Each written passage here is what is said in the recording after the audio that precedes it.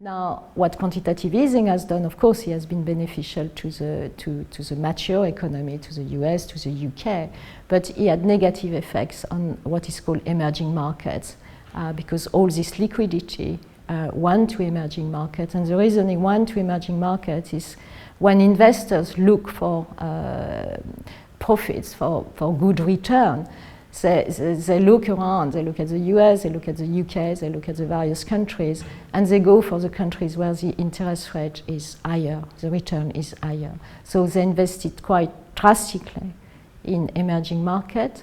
What happened is that the currency of those markets increased, and as a result, they stopped really reforming their economies because basically there was a soft budget constraint. They got all this liquidity without much constraint.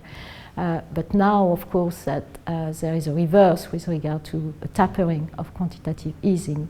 The money is flying out of those emerging markets, and there is a kind of financial crisis.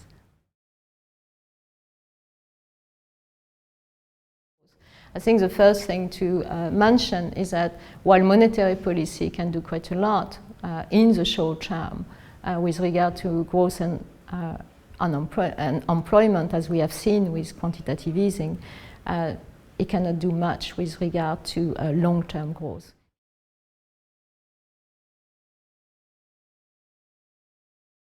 From an academic point of view, what we have managed to demonstrate, to evidence, is that there are some costs, some relation on inflation and economic growth above a certain level, and this level is 4% per year. However, there is no evidence whatsoever that if you have an inflation rate of 2% or 3% per year, that really drastically affect economic growth.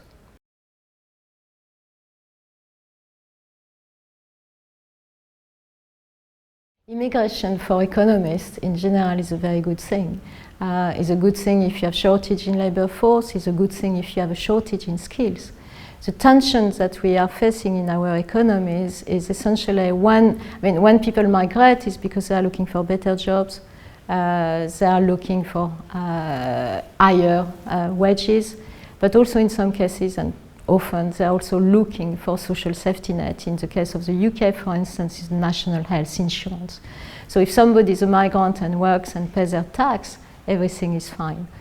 If suddenly this migrant just arrives in the country, has no job, and still benefit from the national health insurance, there is a tension, there is a problem, because obviously it costs the British taxpayer.